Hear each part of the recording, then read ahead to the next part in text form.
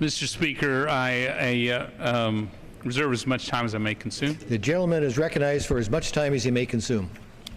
Well, good afternoon. The biggest challenge facing America today is a federal government that simply won't live within its means. Spending cuts can get us halfway back to a balanced budget, but if we want to finish the job, we need to grow our economy so we can not only balance this budget, but begin paying down this dangerous $17 trillion national debt. Under the Full Employment and Balanced Growth Act of 1978, the Joint Economic Committee, which I chair, provides analysis and recommendations about the goals and policies set forth in the economic report of the President to assist the House of Representatives in its consideration of this budget resolution. During the next few moments, the members of the Joint Economic Committee will answer three questions. One, why has the Obama recovery been so weak and disappointing when compared with past recoveries? Two, how would a gradual reduction of federal spending relative to the size of our economy, as envisioned in the budget resolution, help hardworking Americans by accelerating economic growth, accelerating job creation, and increasing real wages? And finally, how would the reforms envisioned in the Republican budget help Congress to make better tax and spending decisions in the future? To call the current recovery a disappointment to the American people, well, it's an understatement. The current recovery ranks either dead last or near the bottom on virtually every economic measure when compared to other recoveries of the past half a century. The economy's poor performance has left the United States with an enormous growth gap. Real gross domestic product, our economy, our output, has grown at slightly more than half the average of other recoveries. Not surprisingly, given the recovery's anemic rate of economic growth, private sector payroll employment, that's jobs along Main Street, have also increased by only more than half the average of other recoveries. If you look at the paychecks after what people have in their budget at home after taxes, well, for middle-class Americans, for middle-class people, you know, their wages have only increased by 1/3 of the average of other recoveries, and less than half of those of the next worst recovery. So middle class is struggling, but Wall Street, it's roaring. The S&P 500 total return index, adjusted for inflation, has more than doubled. This, Mr. Chairman, is the recovery that left Main Street and middle class families behind. The Joint Economic Committee has compared this recovery to the average of other recoveries over the last 50 years, and I've identified this dangerous growth gap. And what's missing from the economy is, because of this disappointing recovery, is our economy should be $1.3 trillion larger today. Over $1 trillion larger today if this had just been an average economic recovery rather than dead last. You know, and had the number of jobs along Main Street grown at the average rate of others, we would have 5.7 million more Americans working today than what they are under this disappointing recovery. Last month, we reached a milestone. The number of jobs along Main Street finally met its peak when the recession began. This milestone would be good news, except that it comes about 4 years late. So after all these years, now 6 years, we're just back to break even on the number of jobs along Main Street. And if you look at the economy, proportionally, there are fewer adults working today than when the recession ended.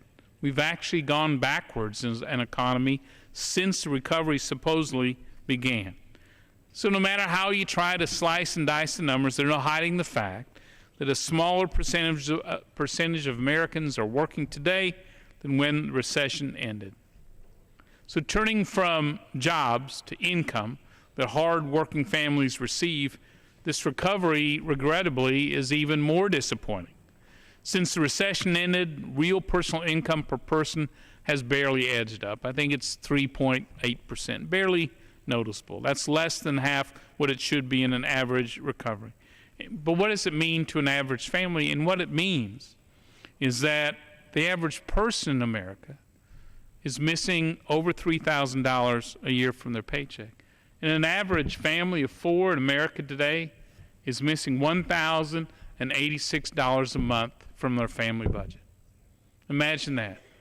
Imagine for every family in America having an extra $1,000 a month to pay utilities, to save for college, which costs are exploding, to pay for the new health care costs under the Affordable Care Act, to invest maybe in that new washer dryer, repair that car.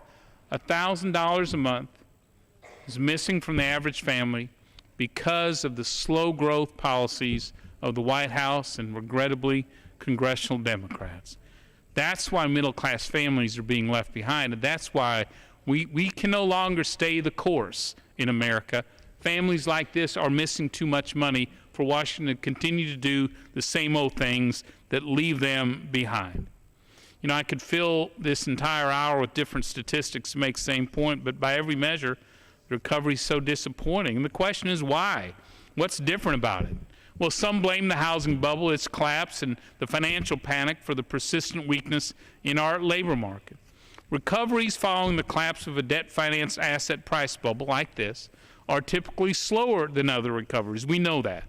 While the collapse of the housing bubble undoubtedly has had some lingering effects, it's not the main factor, let alone the only factor for this disappointing recovery. What's unique about this recovery is the combination of the slow growth economic policies that President Obama has pursued. For example, looking back from 1982 to 2000, federal spending declined as a percentage of the economy, and the private sector boomed, creating more than 37 million jobs. Under President Obama, the opposite happened. Federal spending exploded to a post-World War II high of 24% of the economy, and we lost jobs. Presidents Kennedy and Reagan, they reduced the after-tax cost for new business investment, and the Joint Economic Committee has shown that there's a strong relation between when businesses invest in building equipment and software and the creation of real jobs along Main Street. In contrast, President Obama increased taxes on successful small businesses, on capital gains and dividends, and slowed this recovery. Looking back, Presidents Clinton and Reagan took a balanced approach toward environmental health and safety regulations. By contrast, the Obama administration has launched a regulatory tsunami, red tape at the highest levels of the last 3 years, historically high, and that slowed job creation along Main Street. Presidents Kennedy, Reagan, and Clinton opened new markets for American sales through international trade agreements. And aside from completing the agreements left unfinished by President Bush, and despite having a first-rate trade team in place, opening new markets, tearing down the America need not apply sign, allowing our companies' workers to compete on a level playing field, that's now stalled under this White House. Presidents Kennedy, Reagan, and Clinton didn't burden a weak economy with costly new entitlement programs. By contrast, President Obama rammed the Affordable Care Act through Congress on party line votes. The controversial Affordable Care Act is heightening uncertainty, it's boosting taxes by more than $1 trillion, undermining key industries like medical devices and small businesses, and causing millions of Americans, including families in my communities, to lose access to doctors and health insurance plans that they liked. And now they're paying more for a plan they didn't ask for and are forced to do it or pay a tax. Notice that these past approaches to taxes and regulation, international trade, were taken by both Republicans and Democrat presidents, approaches that both parties have recognized as good for our economy. Yet President Obama's actions remain remarkably out of sync with those sound policies. He continues to stay the course while millions of Americans, they can't find full-time work. Millions more have just given up looking for work. Fewer and fewer people are in the workforce. It's not the elderly who are retiring, it's younger people, college graduates who spent all that time and all that money and now they're working behind a cash register. Got middle-class Americans, again, missing over $1,000 from their monthly budget that could be helping them meet their needs because of the president's economic policies. What we do know, and what's incorporated in the Republican budget, is an economic policy mix that would do the opposite. It would ignite a boom in our economy through simple and well-known policies. A sound dollar that protects families against inflation and losing their purchasing power. Gradual decline in federal spending as a percentage of the economy, that's the key one. Tax reform that lowers after-tax costs for business investment, grows our economy.